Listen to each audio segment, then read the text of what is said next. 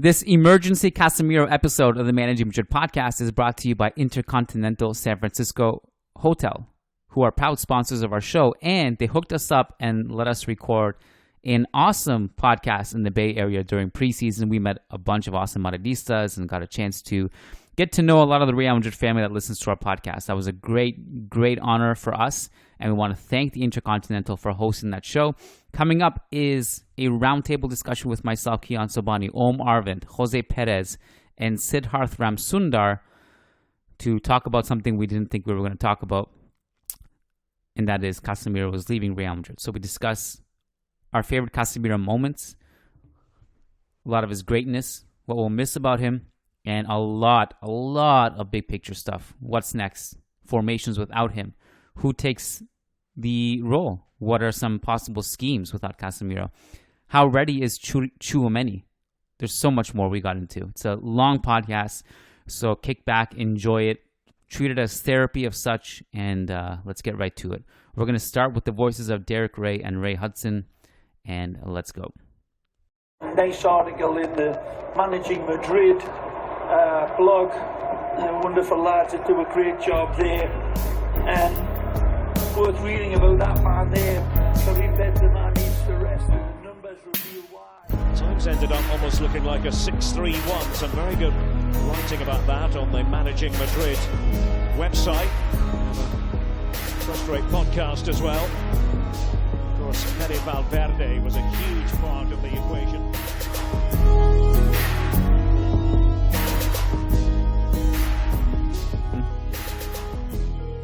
Hello and welcome to a Friday edition of the Managing Madrid Podcast. It is Emergency Casemiro is Sold edition of the Managing Madrid Podcast. Something I never thought I would say this summer. It definitely wasn't on my list of things on the schedule for this summer if I had to predict. Although I suppose it's like, while it's completely out of the blue in one sense, when Tchouameni was signed for Real Madrid, there was at least a possibility that it could come down to something like this. And but I still thought it was a little bit farther from reality than it actually happened to be. So we are going to talk about all of this. Gentlemen, I thought before we jump into Casemiro discussion, Casemiro tribute, why he's sold, and what's next, I think that's an important question, is more about like the immediate future and how Real Madrid play without him and how Real Madrid will cope without him. Thought we could run through his CV really quick, which I jotted it all down and I actually tweeted it, but also just for the listener's sake. I thought it would be interesting to bring that up. So Casemiro, and by the way, if you guys are more interested in kind of the build-up questions to the actual sale itself over the last 48 hours or so, I'd encourage you guys to go and listen to the two podcasts we did in 2 consecutive days on Wednesday and Thursday over on patreon.com/Managing Madrid. All the questions you have about the sale and the build-up to it, it's probably there. We're going to talk more today about Casemiro tribute stuff and also what's next. So Casemiro's Real Madrid CV as follows: 3 FIFA Club World Cup titles, 5 Champions League titles, 3 La Liga titles, 3 UEFA Super Cup titles, 1 Copa del Rey title, 3 Spanish Super Cup titles.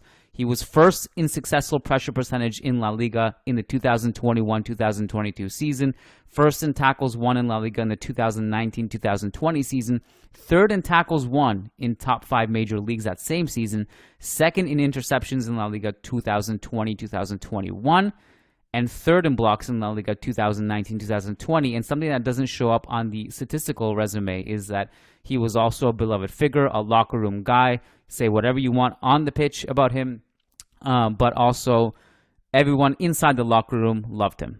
He was an older brother to the Vinicius and Rodrigos, but also a mentor to them, and also a formidable bond and friendship with everyone in the locker room. So he's gone. So Jose Perez, we'll start with you. How do you process this? Where do you start? I don't even know what I was going to ask you because I didn't even know what to ask you. But tell us your first reactions.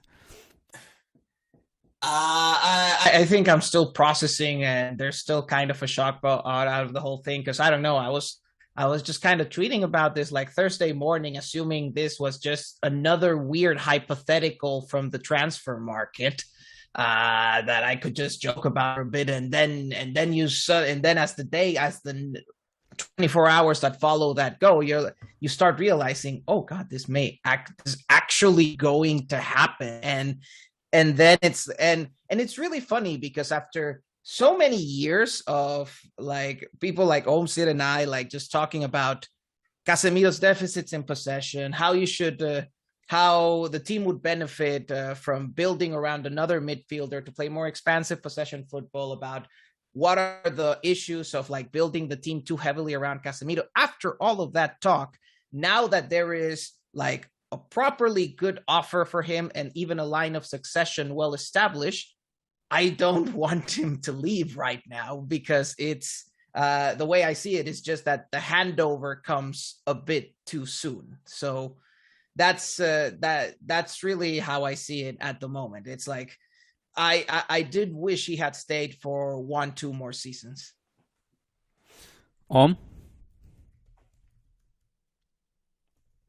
Yeah, I mean, I think that's pretty much along the lines of how I feel, in terms of like where we've been with Casemiro is always having that discussion that Jose is talking about, which got kind of tiring at a certain point, but it kept coming back and we had to keep addressing it.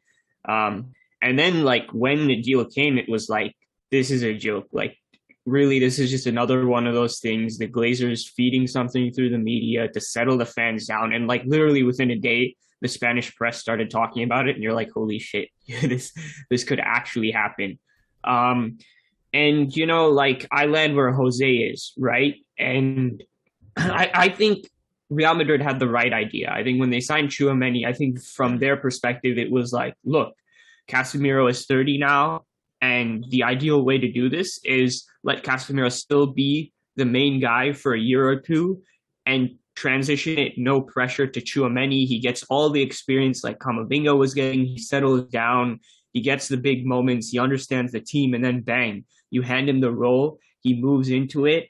And it all happens quite nicely. And to just see that all turn around within like 3 days or whatever is still hard to kind of like take in.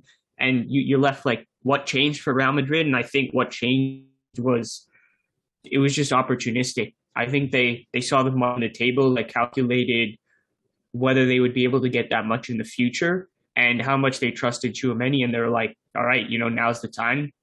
I do think it's funny, and you guys have already talked about this for sure, so no need to dwell on it. But this whole narrative that this is only Casemiro's decision is funny because, yeah, for sure, I think, you know, Casemiro wanted this, and Real Madrid in the past they've generally been like, if you don't want to be here, we'll let you go. But he's here for a long time under his contract. We have all the leverage, and if Real Madrid really wanted him to stay, he probably would be here. And I don't think Casemiro would fight the club on that. So yeah, it's a weird situation, a rare situation where everyone, quote unquote, gets what they want, and it all just falls together. And that's the only time deals happen this quickly.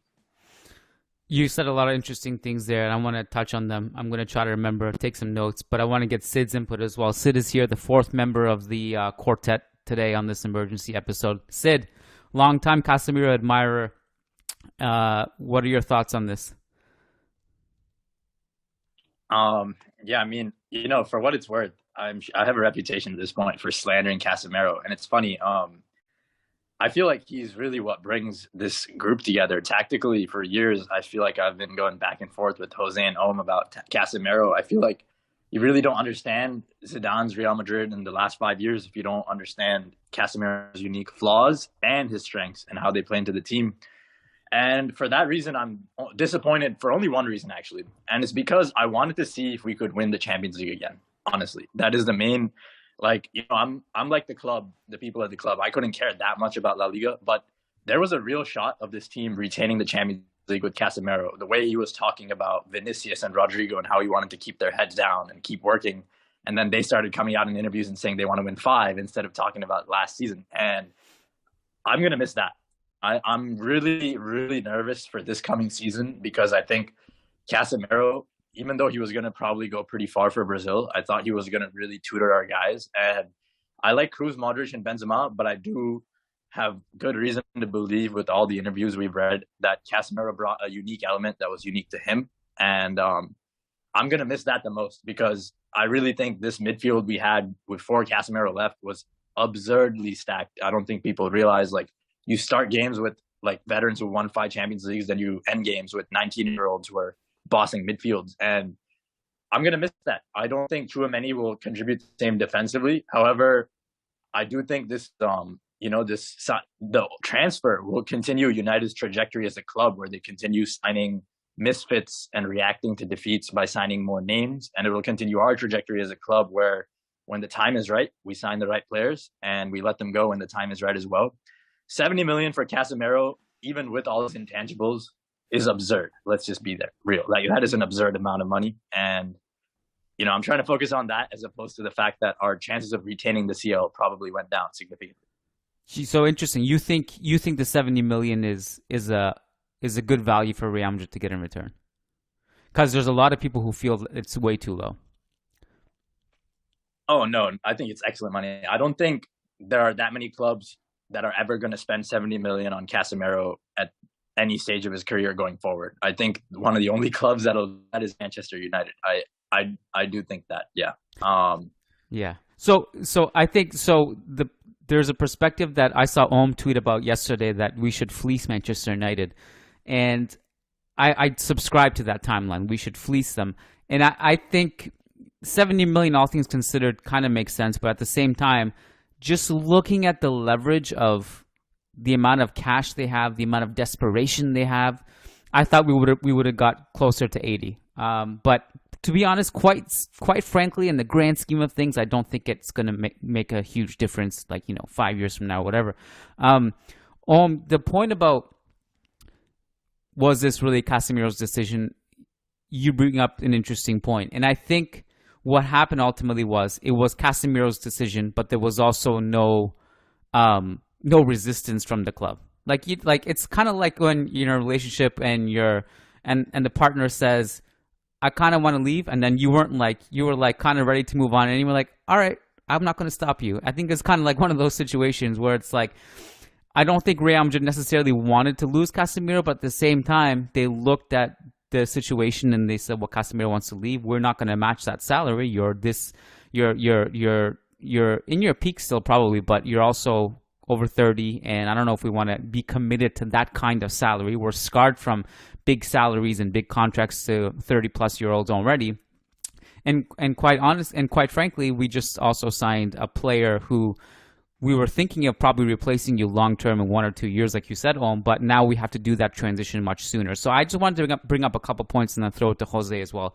But in my book right now, I'm writing about 2 players specifically in the last 2 days that are completely unrelated, but I'm going to somehow make this work and tie this into the discussion. Paulinho, who was regarded as one of Real Madrid's first ever superstars before Di Stefano in the late 40s, and also Ruud van Nistelrooy, who millions of years later is a Real Madrid striker. And the situation with Paulinho was that, just as it is now, the reason why the club did not renew him, and it was a big what if in Real Madrid history, because he would have been playing with Di Stefano, and both of them are on record saying that they wish they played with each other. But his position then was that he was over 30, and the Real Madrid at that time in the 40s was like, we're not going to give contracts out to 30-year-olds. Sorry. We're not going to give you that extension. And 2022, the same policy has applied. It's applied to Ramos, it's applied to Cristiano Ronaldo, and whoever else I'm forgetting. And with Van Nistelrooy's situation, the reason I bring him up, because if you go back to that time, there was a lot of resistance from fans towards Ruud van Nistelrooy, much like I feel like there is now from what I'm seeing to Tchouameni, in that Ruud van Nistelrooy was coming in to replace Ronaldo Nazario. He was kind of labeled as the Capello anti-football guy, and it took a while for fans to realize how good he is. And I feel like Tchouameni is kind of in this weird situation now where fans just, I don't know if it's from that Almeria game. I don't know why people are using one game to base their opinion. But now, just because he's the guy who's going to replace Casemiro, the pressure on his shoulders is astronomical. I think fans are already kind of annoyed by the whole thing of losing Casemiro. So I just want to touch on those 2 points. Jose, do you want to talk about the contractual side of things and letting him go, or Tchouameni, or wherever else you want to take it?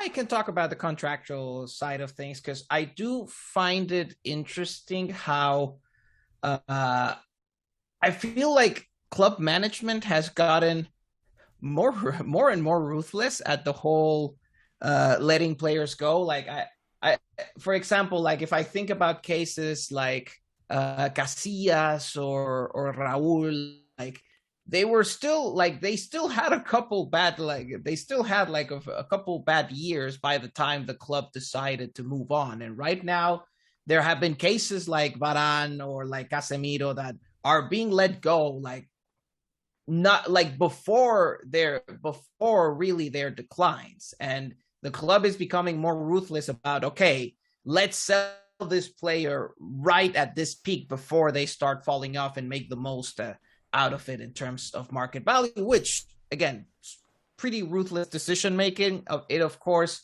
sometimes it's always a risk in the sense that letting go of Varane last year was a risk. Letting go of Casemiro this time around is an even bigger risk.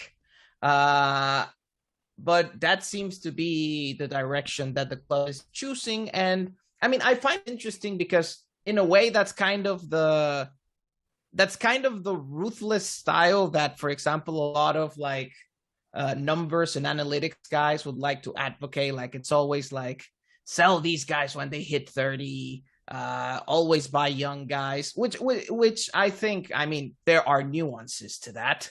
There are, of course, nuances to that. And there are situations where I would have been, for example, in the case of Casemiro, where I would have been comfortable with this sale happening 1 or 2 years later. But I think the club, just as it thinks about market opportunities in terms of buying, it's also looking at market opportunities in terms of selling. Like it understands that you are never going to get this amount of money for Casemiro again. And they're like, okay, let's take it right now.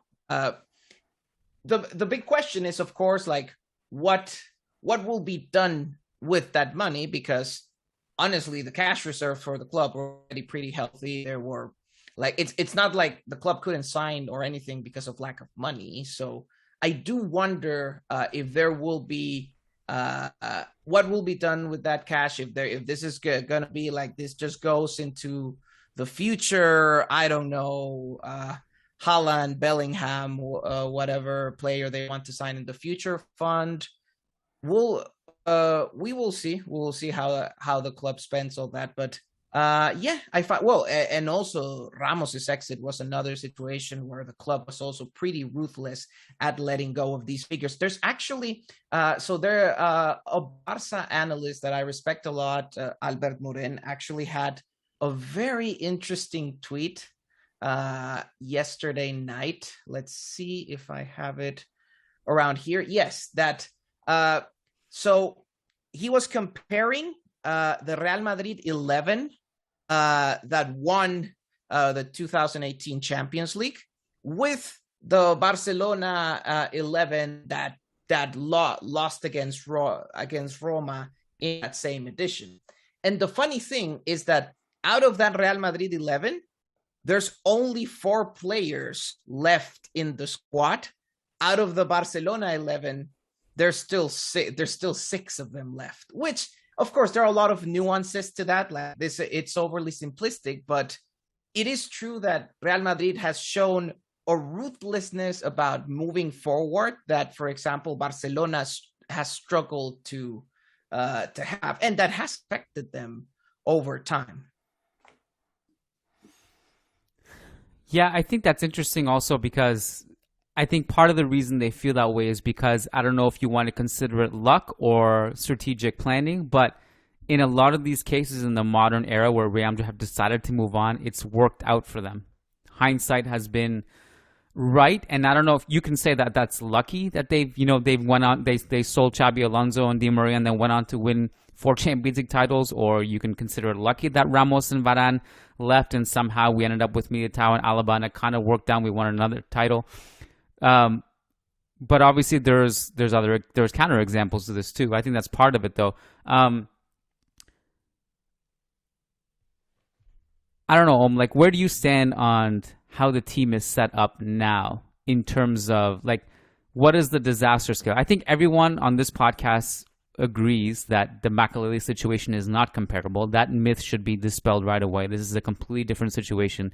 When we lost Makelele, we had a total of 2 central midfielders who could, like, just literally 2 total central midfielders. That's all we had in the squad. Right now, we have like 20. And so it's not a comparable situation. So I just want to get that out of the way. But where do you stand, Om, in terms of where this squad stands? And obviously, if you want to touch on anything that Jose said, go for it as well. But I mean, I think people are losing their minds. I remember last the Tchouameni podcast we did, and like I think it was Matt who asked for like hot takes or something, and I gave like the worst hot take out of everyone, where I was like, well, people think people are going to be like really disappointed or something like that with Tchouameni. Like their expectations are going to go way down when they actually see Tchouameni play, because what we were seeing was like absolutely ridiculous opinions on Tchouameni, right? Like complete, fantasy land ideas about what his offense was like, ridiculous comparisons. And I was like, well, that's going to come down to earth. Like when they see him and the reactionary stuff is going to happen. I mean, that's not a hot take because everyone knows that. But it's still true nonetheless, although I am shocked at just how quickly it has happened. And no doubt that's because of like Casemiro leaving, but it literally has just taken one poor game. Admittedly, he was poor on his debut. Like, I'm not going to be soft about that. Like, straight off the bat, I don't even know if I waited for the game to end to say like that was poor from Tchouameni. And people have completely switched. Like I need to emphasize that people were acting like this guy was the second coming of Jesus Christ. I mean, we were all super high on him, but the things I was having sent to me personally in the DM, the things that I was seeing was just like, that's it. Like, we have the greatest midfield ever for the rest of time. Tchouameni's offense is crazy. He's the next Xabi Alonso. Like, people literally going insane. And now we have completely flipped to Tchouameni literally doesn't know how to kick a ball. Oh my God, this is a disaster. We cannot survive without Casemiro, as if we're not a football team anymore when he's gone. Everyone just needs to take a deep breath and, just inhale for 10 seconds, exhale for 15 seconds, real long ones. That's the first thing that needs to happen before we dig into any sort of analysis whatsoever, because this isn't about analysis. This isn't about any of that. It's about people losing their minds, right? So once we get past that, right, and people take a couple of deep breaths, then we can sit down and look at what the actual situation is. And the situation is every other position is absolutely fine, right? All the other things that helps a football team tick. We have played football without Casemiro before, and we have been fine. Not as good as we have with him generally, but we have been fine. Now, who do we have to replace him? We have probably the number one option any team around the world would pick to replace Casemiro, which is exactly why we paid 80 million for that guy, which was maybe honestly kind of a little overpriced fee if you think about just his own ability, right? Yes, from my personal point of view, I would personally have kept Casemiro for bare minimum one more season. And I do think there's a legitimate question to wonder how much is 70 million worth versus an easier transition. You can make the argument that 70 mil, is worth more than that, right? But it's not an easy question to answer because ultimately the money is only worth so much if it feeds back into the football, right? And for me, an easier transition, a smooth transition is worth a lot. So that's why I said, if we're going to do this, let's really fleece the hell out of Manchester United. So there's no doubt about it, right? But whatever, it's done. And this is the reality. So, I mean, the reason I said I would like it is because, it is tough to just come in and be the guy who you rely on for 55 games in a season at Real Madrid with all that entails. And even Tchouameni, he's going to have some growing pains, right? I don't think people are going to calm down anytime soon because there are going to be certain periods here and there where you're like, oh my God. But I mean, he's legit from a pure defensive perspective, one of the best ball winners in the world. And I don't think that the growing pains are going to come with that. I think it's going to come with the on-ball stuff, which, if we're being honest, they're not growing pains. There have just been pains with Casemiro in regard to the on-ball stuff for a while, right? So, look, like, you can be sad about Casemiro leaving. That's not what I'm saying at all. I'm sad, he's a legend, right? It's so abrupt. It just smacked us in the face out of the blue. It feels like Ozil leaving at that point in time, except Casemiro is a way bigger legend than Ozil ever was. And yeah, there's all that emotion that absolutely you can feel that to the end of time, just like we all do with any legend that leaves. I'm still not, over Ramos leaving, even though it was absolutely the right call from our decision, right? But when it comes to the pure footballing side of things, I don't know how Real Madrid could be better set up to deal with an immediate surprise departure from Casemiro. Like, anyone tell me, pick any player in the world, who would you rather have than Tchouameni as the guy coming in? You can accept that there will be growing pains, but that doesn't mean you have to freak out and say, oh my God, like, who is going to play a defensive midfielder? Maybe the guy you signed to play defensive midfielder should play defensive midfielder, not Alaba, not Fede Valverde, not Karim Benzema, not Thibaut Courtois. Let's move past that, accept that, oh yeah, there's going to be some little short-term losses here, and then be happy about the fact that we have Tchouameni and trust the 80 million you spent. You can't spend all of the summer hyping this guy up as, the next coming of the greatest thing ever, and then suddenly, turn your tune and say, like, we can't rely on this guy, to play a game. So yeah, I think Real Madrid in the long term are fine. It's going to hurt a little bit for a while, and there's going to be some weird growing pains. So what? I mean, like, that's the reality. I don't know how Real Madrid could be better set up besides, transitioning this smoother, which is out of the question now, right? There's a new reality. So, I mean, I don't mean to be, actually that's a lie. I do mean to be super harsh because it's annoying me, but like, let's talk reasonably about all of this now. On that note, I think like 5 years ago, even 2 years ago, social media was only so big. I feel like social media has gone to a different level this year. And so we're going to see more and more of this. Like, if you're going to get headaches now, just wait 5 years from now when, like, there's going to be trolls in the metaverse popping in and saying, like, this player is literally Di Stefano, and then the next day he's Gravison. By the way, like, Tchouameni might as well be Gravison from what I've read. I think what's interesting is, like, we heard so much of this take that Tchouameni would have made sense if we didn't have Casemiro. But what's the point of bringing him in if he's going to be past Casemiro's backup? So now you got what you wish. You got a situation where he's not going to be, quote unquote, his development's not going to be stalled, playing second fiddle, for 1 or 2 years. Now he's in the fire. Now we're going to see what we have. And to that point, I would say, I don't know. Me personally, I am guilty of overhyping youngsters in the past. There's no question, especially during that, like, Spain U21 era with Ceballos and Llorente and who else? Odriozola. Oh my God, Odriozola, what a disaster. So, like, I've been guilty of it. I will say I think the difference now is that timing really matters when you're talking about youngsters and trajectory at certain clubs.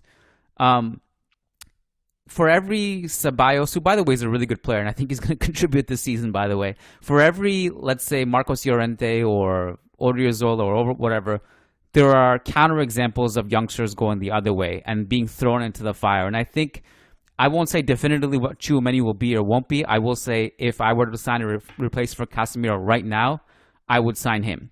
He's the ideal guy right now for me. And I will also say that if you look back through the club's history, Casemiro himself, when the club needed someone to be thrown into the fire and we didn't think they were ready, they rose to, and they met the call.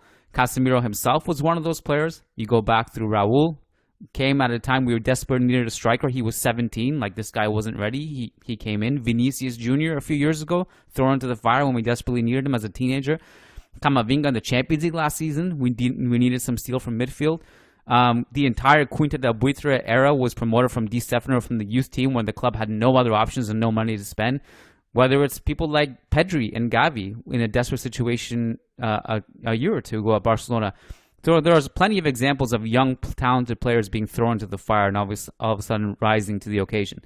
So I don't know either way, but let's at least wait and see. You and I have talked about this, that the minimum threshold where you want to form at least a sample size, like the sample size is big enough where you form an opinion, is maybe 1,000 minutes.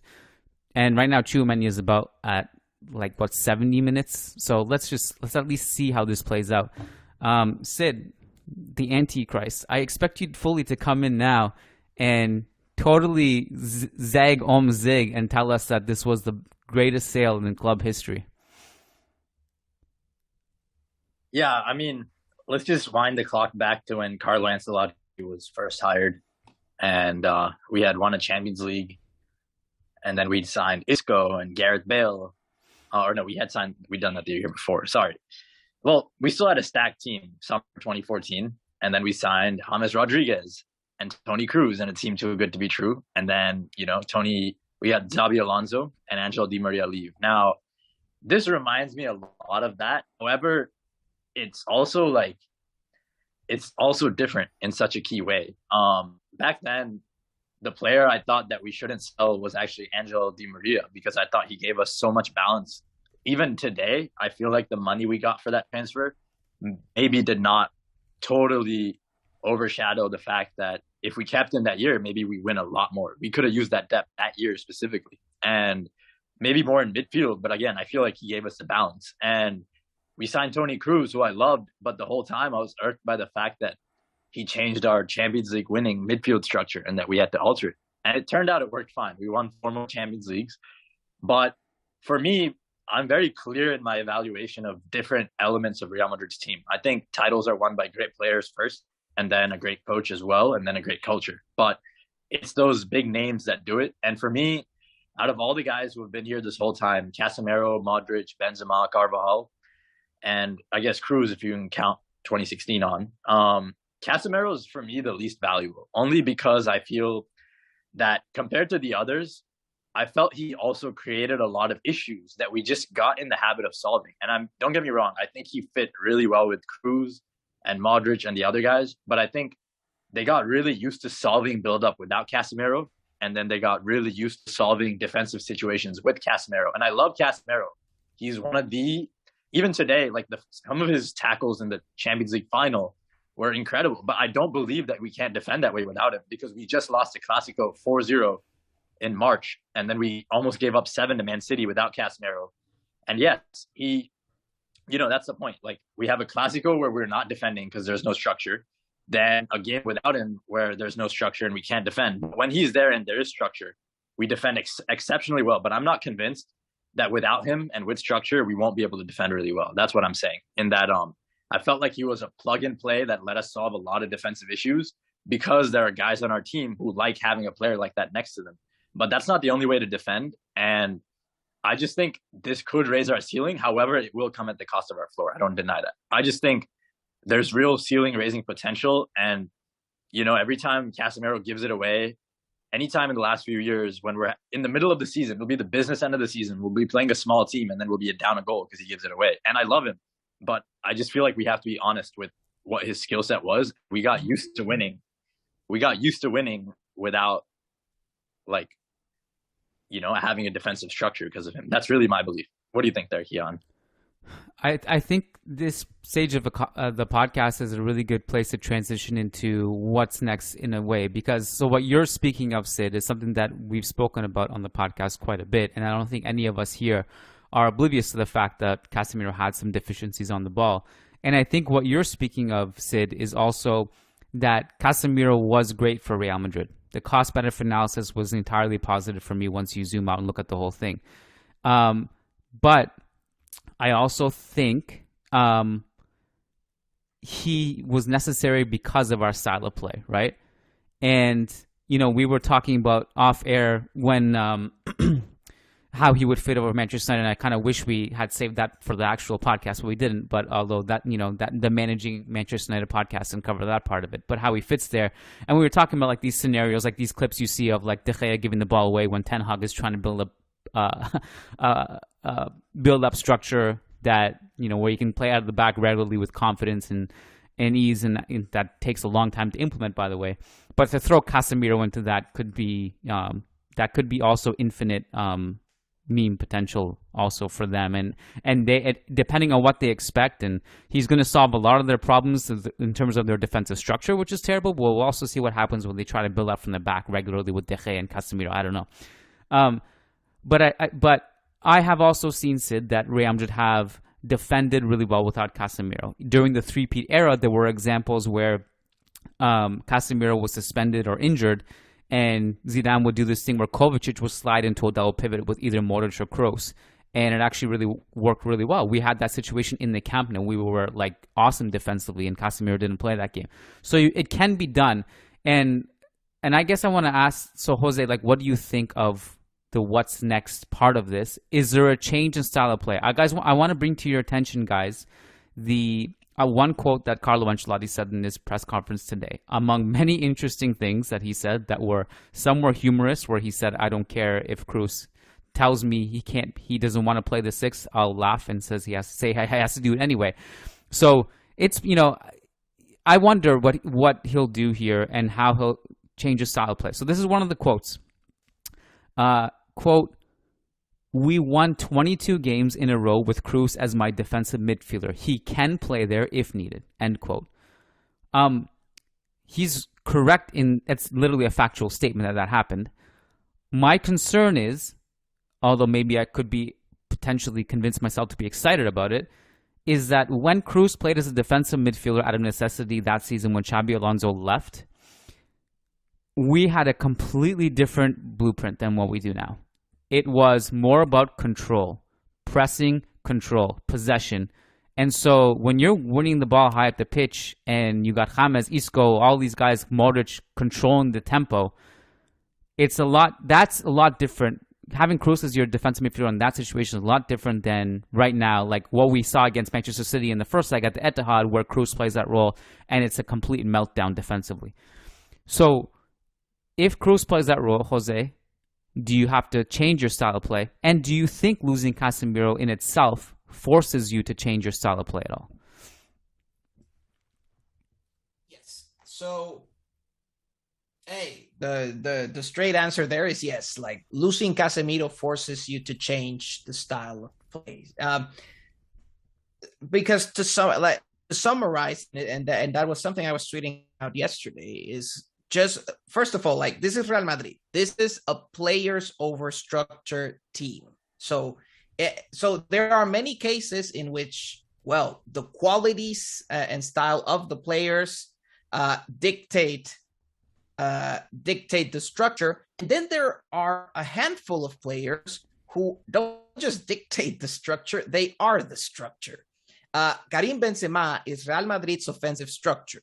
If he's not in the lineup, the biggest problem is not that there's no one to score the goals, is that there is no clear plan of what to do when he's not there.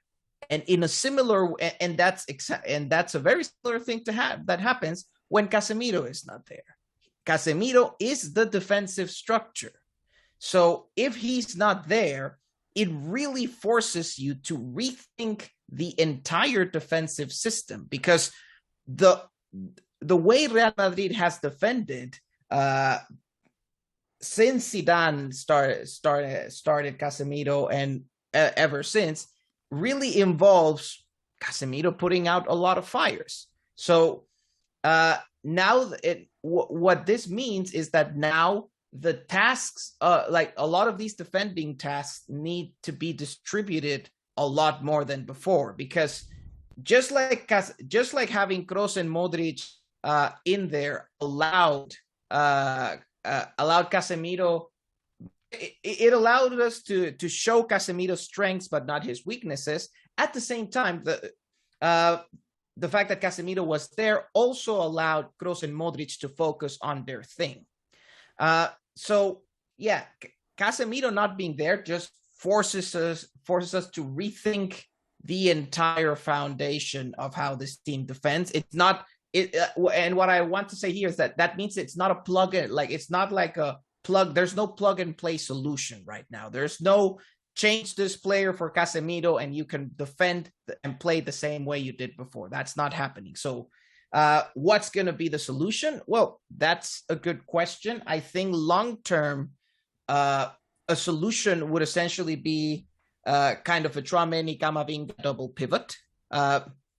Something, and I would say that that's interesting because both players have really good defensive work rates with Of course, Camavinga being a bit more aggressive, Tchouameni being a bit more positional, a bit more composed. But already that is already an example of distributing the defensive responsibilities of one player into two.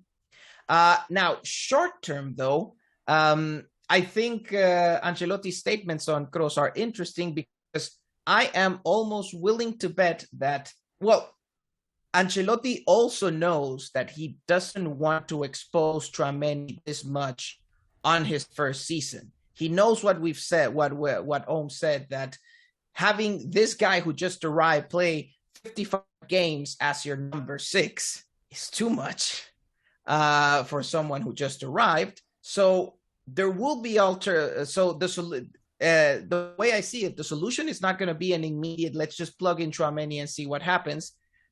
He's going to give this responsibility also to other players who have more experience in the team. And I think there's a fairly good chance that one of the very first experiments at a Casemiro-less Real Madrid is going to be kind of a midfield with, say, Kroos as the 6 and then Modric and Valverde. I think that's a very natural solution with 3 players that Ancelotti trusts a lot and that he would put in absolutely any game. So I think that's going to be a very natural starting point for Ancelotti, and see how things go from there.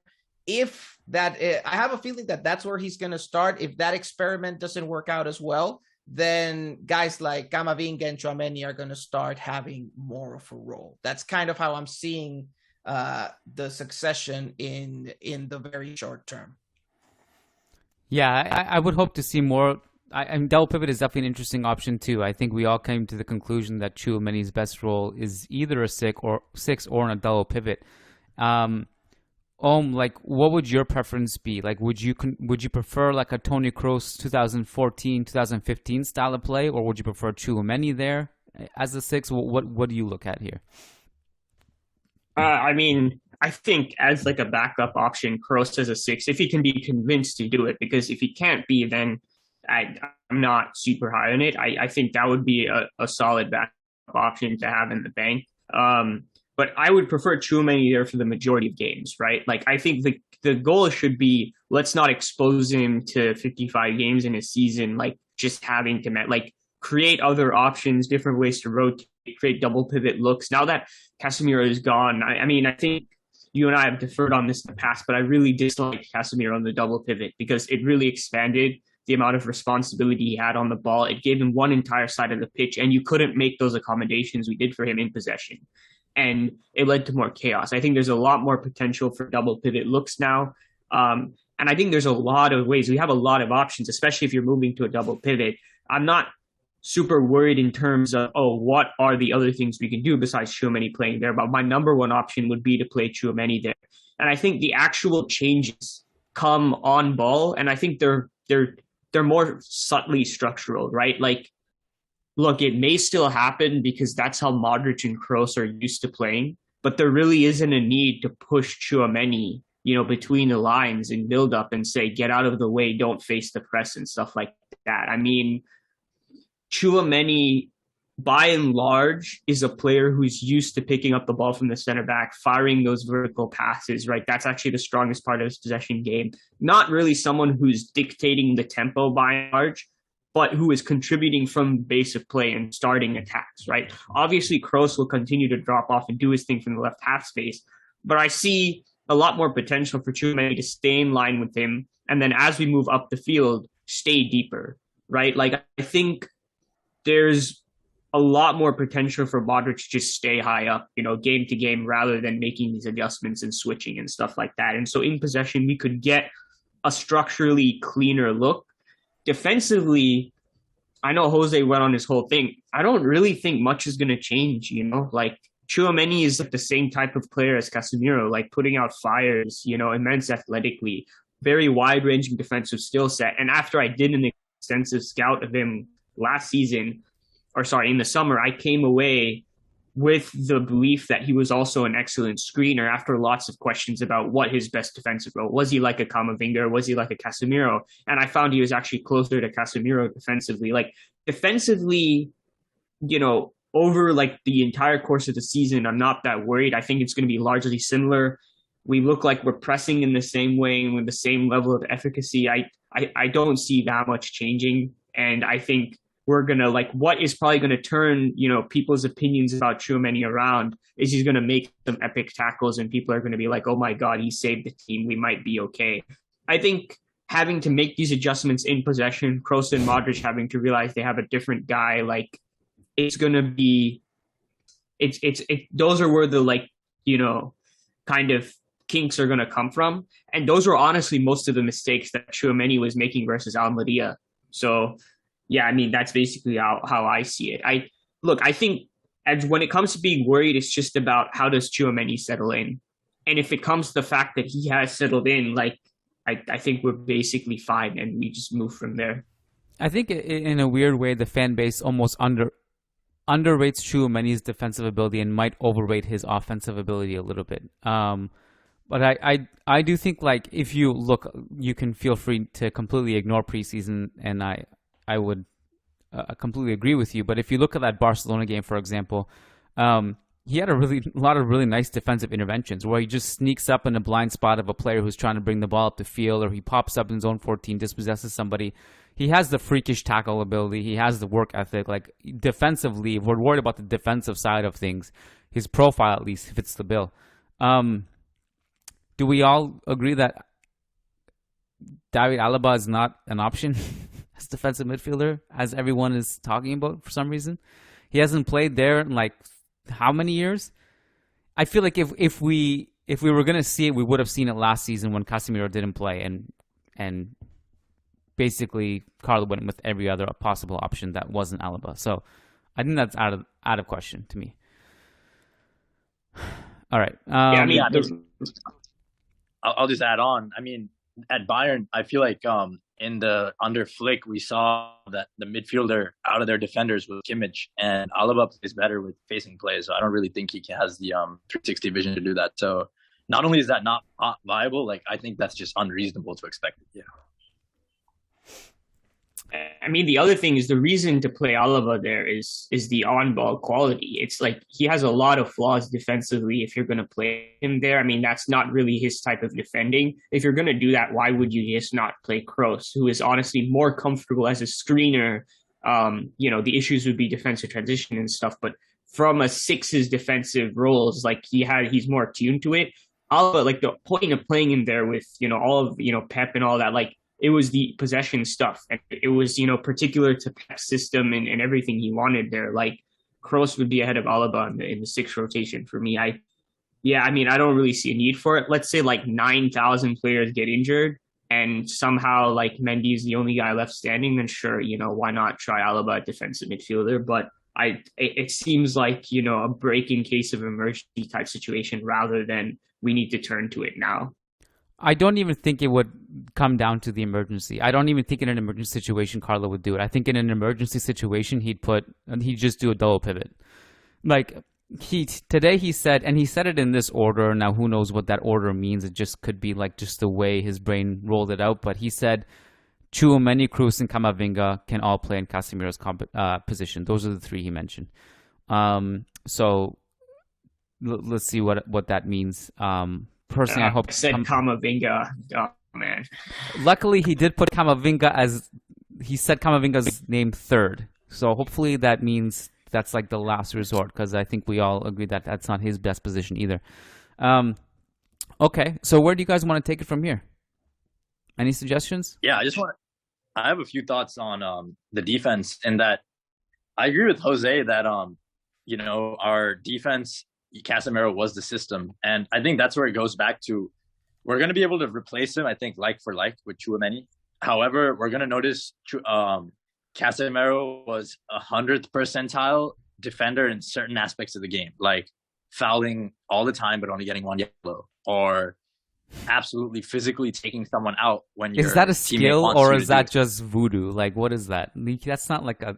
For me, it's skill, because I feel Casemiro has leaned so much into that aspect of his game. It's so funny. I started watching Real Madrid, and the big criticism under Ancelotti and before Zidane got hired was, why don't they just play a defensive mid? And then we hired the guy who will go down in textbooks as the stereotypical destroyer in history, no doubt, in my opinion. And I just think when Tchouameni, the main difference for me is I don't think anyone on our team, firstly, is limited in the skill set where they have to see themselves that way. I feel Casemiro was a very defensive player where to make it big on this team, he had to start.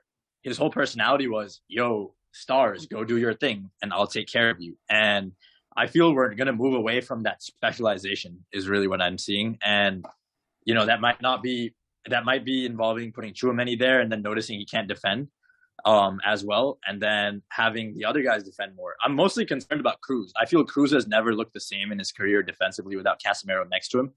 However, I actually think, you know, one area I'm going to disagree with is that I don't think this allows Modric to go higher. I think this just makes Modric way more important because I feel a lot of our offense comes from Modric tricking the other team into thinking that they can press him, and then he just lets guys loose and boom, we're on the other side. And I feel Modric can fill in such a variety of roles in build-up that I think it's going to be like Modric and two guys is going to be our best bet a lot of the season. I don't know who those two guys are, but I think we're going to have to lean into the fact that he can solve configurations, even if there's a lack of understanding sometimes.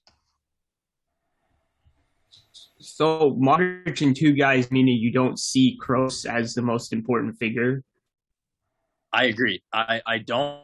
And I do in the sense that I think he's still going to be key for build-up, but I do think if we're moving on from Casemiro, inherently, I think that means to some degree defensively, we can't accommodate Cruz as well as we used to. And Cruz is just at that age where I don't know if he cares to form a perfect working relationship with Tchouameni and Camavinga the way he did with Casemiro, honestly, is my, like, I'm not saying he doesn't care. I'm saying more so he controls build-up, but we've seen, even for Germany sometimes, like after 2014, that when you don't have a really good holding player who can physically cover a lot of ground, sometimes Cruz just gets lost out. And, you know, I wouldn't be shocked if we saw more of that this season. And I think this is maybe why I've always been a little lower on Casemiro than everyone. And I love him, but I've always seen him and Cruz as having these really fundamental flaws that pretty much neutralize when they play together. Even if they're not moving around all the time, they're mentally able to build things up and defend together is the way I've always seen it.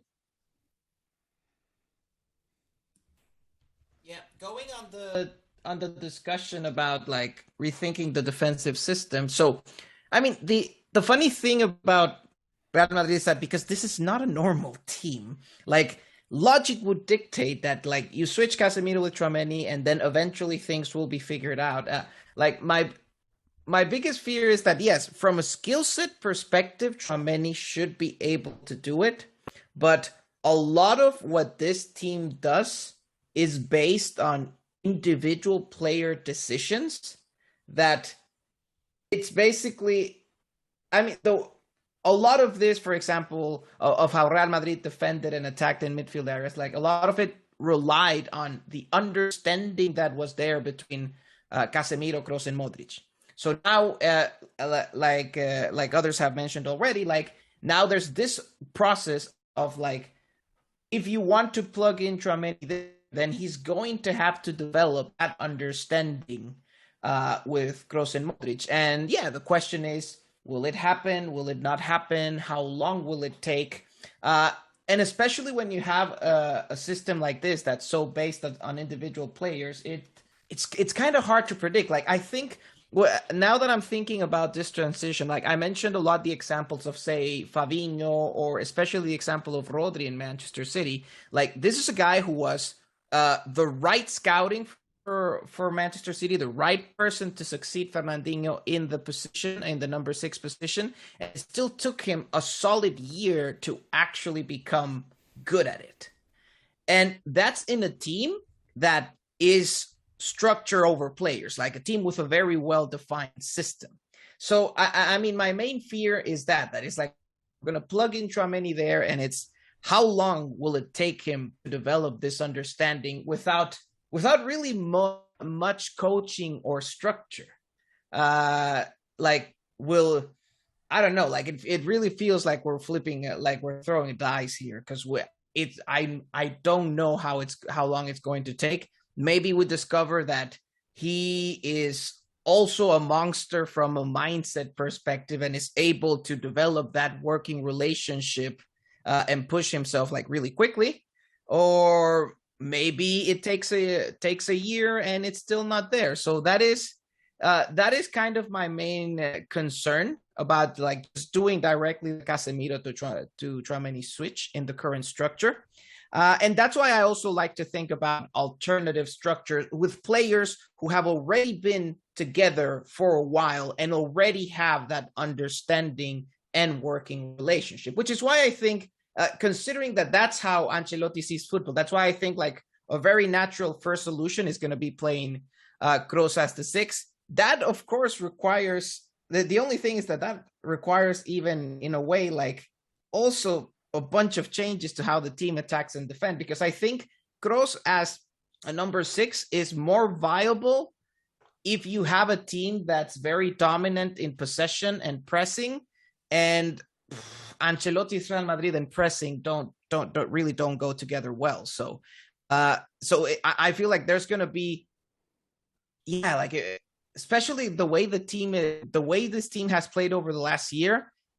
I mentioned Kroos as 6 as the first option because I really think that, knowing Ancelotti, that's the first thing he might try. But I am not positive at all about how that will work out, because in this current team, the way they are pressing, there's going to be a lot of gaps and a lot of fire. Like, there would be a lot of situations where Kroos would have to put out fires, and he's not a firefighter. So, it is interesting to see. It will be interesting to see how Ancelotti tries to solve this puzzle. Like I said, I think long term, the solution kind of involves having Tchouameni and Camavinga together, but at least this season, it's not going to happen yet. So it'll be interesting to see what happens, what kind of storming process happens throughout this year.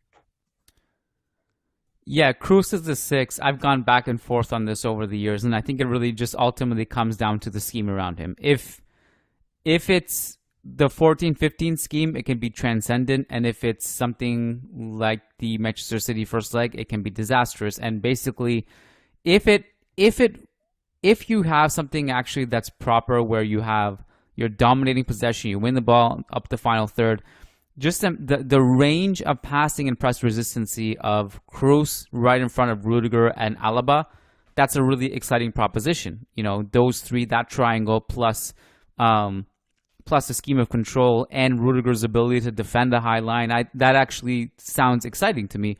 But again, I'm kind of skeptical that we can actually play that route. It's not that we can't. You know, you said knowing Ancelotti, you know, Ancelotti has done it in years past, but he hasn't been able to do it in the last year or two. And so it really depends on what Ancelotti has in mind and how quickly we can figure things out in the post-Casemiro era. Anything else in terms of future lineups and things like that? Possible. I think we've covered most of that, but just briefly, I love Rudiger. Kroos with center backs at the 6 against smaller teams is incredible. I just don't see us defending the way we did to beat Liverpool or the second leg against Man City with Kroos at the 6 necessarily, or approaching the games that way. And that's where, do we have enough time training and playing to build an understanding where we can change the lineup every game and still succeed? I don't know. And that's where it's really down to Ancelotti's rotations for sure. Also, just to go back, something you said earlier, Sid, was Modric's role. You know, I know Olmsted might be higher up the pitch, and you think more defensive minded. I think it's possible that he'll be burdened with more. It's possible because, and I'm talking about the defensive side of things, because so much of the 3P dynasty was, you know, we talk about Casemiro putting fires. We also put out, you know, Ramos putting fires, Varane to an extent. A lot of it was Modric, man. Whether we had Casemiro in the team or not, it was Modric who was the last line of defense so many times. It was Modric covering for the right back so many times. It was Modric sprinting back in transition single-handedly so many times to stop breakaways. And obviously, you know, Modric now is much, much older. And And I think it really depends on how much stability defensively Tchouameni brings and how much you rely on stopping things in transition like that. It's possible Modric will be burdened more, but it really depends on how much I think Tchouameni and Camavinga can step up defensively as well. I thought we should, because I know Jose has to leave now 15 minutes, and I wanted to talk more about Casemiro before we wrap it up. I thought we could start or end or whatever talking about our favorite Casemiro moments. No matter what we think of him, the guy's been an admirable servant to the club, humble guy, great guy, and has given us so many special memories. So, Jose, maybe we can start with you. What's your favorite Casemiro moment? And the rule is we can't think of the same one, so we got to come up with different ones. Ooh. Man, where do I even start here? You can pass it along if you want, if you need to think about it. Yeah, because right now, right now I can't think of a particular big moment. I just still remember. For some reason, the one that sticks recently in my head is that time where he avoided the second yellow against City last year by just pretending that he was injured. And it's just it's just that kind of moment where you're just like, I am so thankful this man is in my team. And I'd be, of course, cursing the hell out of him if he were in the other team. And it's just that classic Casemiro juju, but also skill in yes, getting one yellow card where any other normal player would get 3. That's why, when Sid said that's a skill, I don't know if it's a skill to avoid cards, because we were all watching the game. We're it's as if he put some kind of spell on the referees to because how could you not see what was happening? It's not like it wasn't even dark arts. It was legitimately just going in to break bones, and we all saw it on the TV. And somehow it was voodoo, man. I don't know. It's a skill, I guess. Maybe it's a skill. I don't know. Yeah, certainly Casemiro has many of those moments, Jose. Om, what about you? Yeah, I mean, I guess it's a collection of moments. That first Clásico he played in 2016, where, I mean, he just dominated duels versus Lionel Messi. Was incredible defensively. And when it comes to his game-to-game consistency, that second half of 15-16, I don't know if Casemiro has ever reached that again. I mean, I wouldn't say that was his best season, just in terms of defensively, just being so buttoned up, no issues. That stretch was absolutely incredible. And it didn't start with that game, but that game kind of put a stamp on it, the level of defensive talent we have. And that's still one of my fondest, Clásicos I have in my memory because of the way we won that. The man down, Bale's goal getting disallowed wrongly for some reason because he was allowed, he couldn't jump higher than Jordi Alba apparently. And Casemiro was one of the highlights of that game. And when it comes to an individual defensive performance, I just never seen Messi locked up like that versus Real Madrid. I mean, I was used to, we would win Clásicos and maybe Messi might be quiet, but it was because as a collective, we were doing something right. And collectively, we were doing things right, but Casemiro was just absolutely immense. And the story of a lot of Clásicos since then is Messi would get one back. Then Casemiro would get one back in the next Clásico. And that's just, if I want a pleasant Casemiro memory, and I want to remember, why do I like the guy? What is it about him that made him so great at Real Madrid? I can just go back to that game and all of the tackles he had on Messi just start flashing through my head. And I think that's one of my favorite performances ever from him. Sid? It's a shame Ohm took that one, but I'm not going to cheat. I have a specific point in that game that I remember, the first Clásico, because Zidane comes in, and in October you're hearing about how there was literally a report saying Rafa Benitez sat down to talk to Florentino Perez, and Perez is like, if we're playing a Clásico, you'll just start the BBC, our back four, James, Modric, right? And Zidane came in, brought in Casemiro, and remember, Barcelona were on 39-game unbeaten streak, or 38, the one that we actually broke with Zidane's team immediately, which was really fun. And I think that game, there was a moment where Messi picks up the ball deep in his own half, and Casemiro just follows him all the way into his own half and like shoves him and tackles him, and it's like a throw-in. And I'm like, that felt good, man. That's when I knew we had something special. Like, we shut them out, and that Clasico was special to me.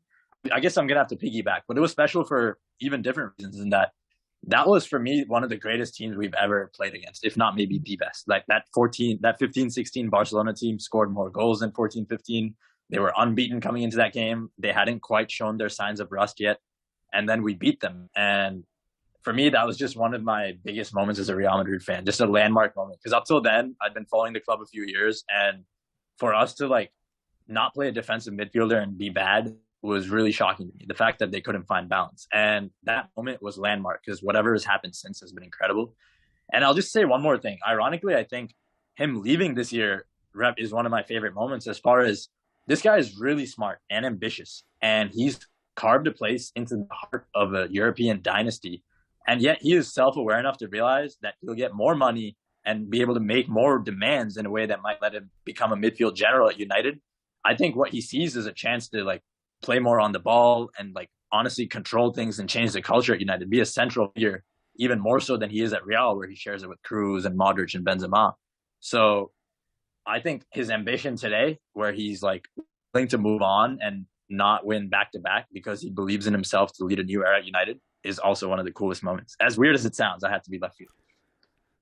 I gotta say, if Casemiro thinks he's gonna change the culture at Manchester United, I'm laughing because there's just a chat box going on, and Ohm's making a comment that Sid's favorite Casemiro moment is him leaving. I'm also laughing because I think if Casemiro is thinking that he's going to go change the culture at Manchester United, I would just say to him, don't worry about that. That's not going to happen. Just enjoy your money. Enjoy the extra dollars in your bank account.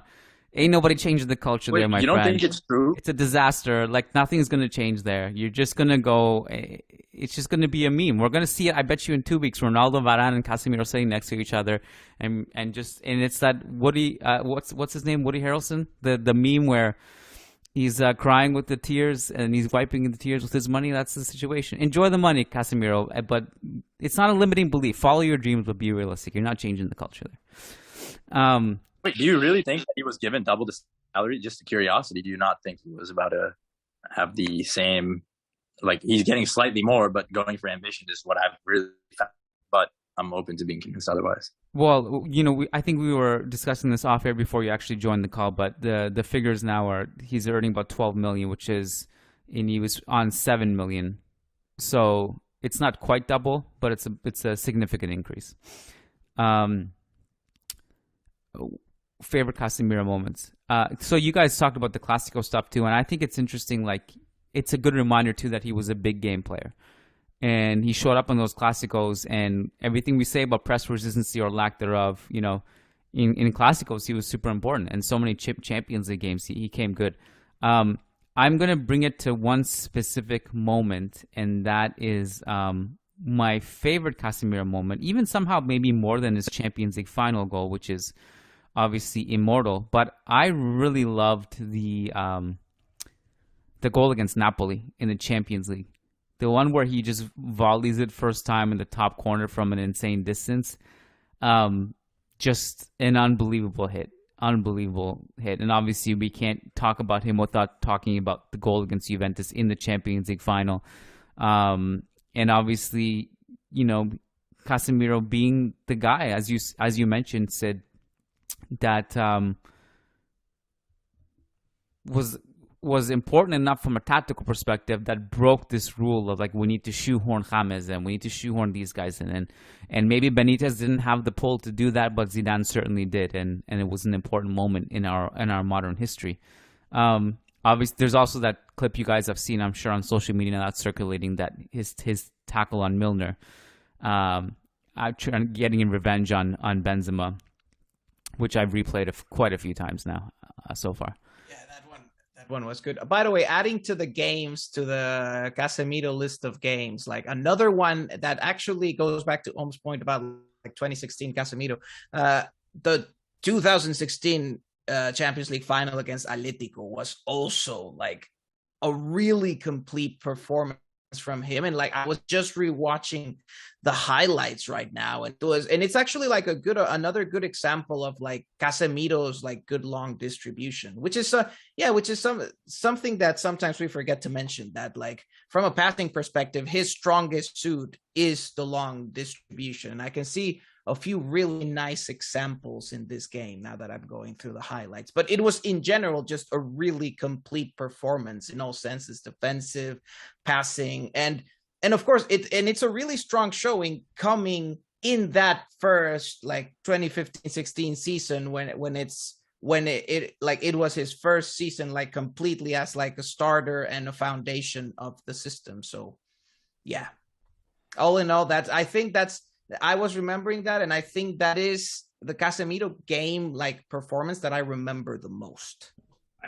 I like keeping with that theme of like on-ball stuff. If you want like maybe his best on-ball performance ever, the one I keep going back to, which I think is a game that's basically lost to time at this point, is the 2018 Super Cup final versus Manchester United, where like he literally played so well that everyone is like, oh yeah, this is Casemiro's evolution on the ball. Like he's just, it's changed now. Like the weaknesses don't exist. And like, I remember that whole conversation. It never really materialized like that, but it was also part of that very weird start to 2017-18, where it just looked like Real Madrid were going to be the greatest team of all time. Like after the 16-17 season, we smashed Barcelona. It was like the vibes were excellent. Like I wrote that article, something about how Barca's finances are going to screw them over. And it took like until now for that to finally materialize. Like I remember getting so much shit for that after Barca just, cleaned their way to the league, and people just kept reposting that article. But yeah, I mean, that was like a very specific moment in time where everything was very briefly going right for Real Madrid, but it was there. It was a real performance. Casemiro was just excellent on the ball. We dominated Manchester United. It was a very, very fun game. And I don't know why. Maybe it's because of the reasons I said in terms of it being that particular time. But that game and that Casemiro performance, out of everyone who played that day, a lot of those moments have faded. Casemiro just stands out very strongly for me. So like if you just have a bit of free time, you're not really doing anything, you're lazy, you want to procrastinate, just go back and find that Super Cup match. It should be on Footballia, and just watch that game and see if what I'm saying about Casemiro holds up, because that's certainly how I remember it. So Marvin has committed to rewatching that game and writing a retrospective analysis for everyone to read. Funny enough, that's like the only Super Cup I remember. And I remember that in part because of Casemiro's performance. That, and I also remember it because Manchester United fans were talking shit about to us constantly in the build up to that game, saying that they're back and they're better than ever and they're about to end our dynasty and all this. And that never happened. What do you guys think are the chances that that's the only Casemiro game that the Glazers have ever watched, and they think he's like Xabi Alonso on the ball? They think they're just. I think it's pretty high, honestly. Yeah, I'd be curious. I'd love to see like how involved Ten Hag was in that signing. I'm assuming he was, because that would be insane if he wasn't. But either way, should we end on this quote from Carlo? He was asked whether or not, like, why Casemiro was leaving it, and he basically said, "I don't know why he's leaving a Champions League winner for a team like that, and that you'll have to ask him." He actually said it. I actually put it politely. I paraphrase. I don't have it in front of me, but it was pretty good slander from Carlo on Manchester United in that press conference. We're gonna wrap it because like on Twitter, you always see so many fake accounts that I was assuming just like, no, that cannot be it, and then. No, that was it. I actually will pull it up because I feel like now I need to do it justice. I have to have the accurate quote. That was very irresponsible of me. Yeah, Ancelotti had a lot of great quotes in today's press conference. So the quote is, I'm just going to load it here. if I can find it. Oh, maybe it's not as easy to find as, and I don't want to put listeners through the pain of me. Oh, here it is. I found it. We just lost it again. All right, here we go. I can't reply as to why Casemiro traded European champions for a struggling side. It's his personal decision. Yeah, so it was some solid slander at the end of the press conference from Carlo towards Manchester United. That's it. I think we're good. Let's wrap it here. Casemiro, a Real Madrid legend, moves on. We've said that way too many times in the past few years. Yet another one bites the dust, and the club moves on. Wishing Casemiro the best at Manchester United. I'm sure we're going to follow him. We'll be fascinated how he fits there. Good luck to him. And we'll be back tomorrow because we got a game tomorrow against Celta Vigo. A really tough game, overlooked. It's a pretty tough game on the schedule away to Balaidos. So first game without Casemiro. Let's see how Carlo lines up. Jose, thank you. Thank you. Sid, thank you. Appreciate your time. And we'll chat soon. Take care, guys. Peace. All right, before we wrap it up and send you along on your way, we wanted to give a quick shout out to our patrons over on patreon.com/Managing Madrid. But we wanted to give a specific shout out to our $10 plus patrons, because if you pledge $10 or more, you get a specific shout out on the podcast, in addition to getting guaranteed responses to your questions.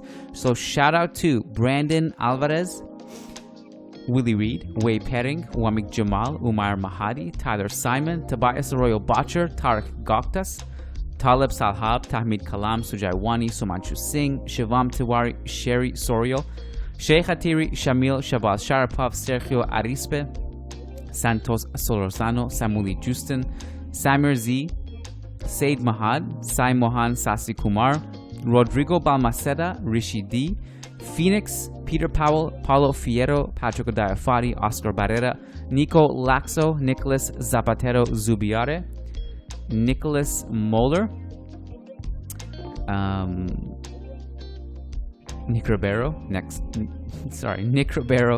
Nelson Mazariego, Muxi Thengal, Mowgli, MJ Diego, Michael Zinberg, Marin Myrtle, Matthew Atkins, Martin Ridman, Logan Stahl, Leon Stavronakis, Kunal Tilakar, Crystal Glass, Kevin Rivera, Jose Cruz, John Fernandez, Jeff Thurston, Jason Fitz, Ian Marley, Graham Gerard, Gary Kohut, Frederick Rantakiro, Frederick Sundros, Faisal Hamdan, S.A. Davisito, Eloy Enriquez, Edward Sossman, Daniel Williams, Christian Toft, Krishna Costa, Charles Williams, Brendan Powers, Brandon Stevens, Ashik Bashar, Armand Gashi, Armando L, Antons Rudenko, Anirudh Singh, Alexis Saniceros, Al, Azaz Hussein, Adrian Rios, Adar Zalukovic, Adam Dorsey, Bella Chow, Varun, Ramtin Maghrur, Fabian Moreno, and Daniel Smith. We appreciate you guys so much. Thank you so much for your support. We love you all. And Halamari.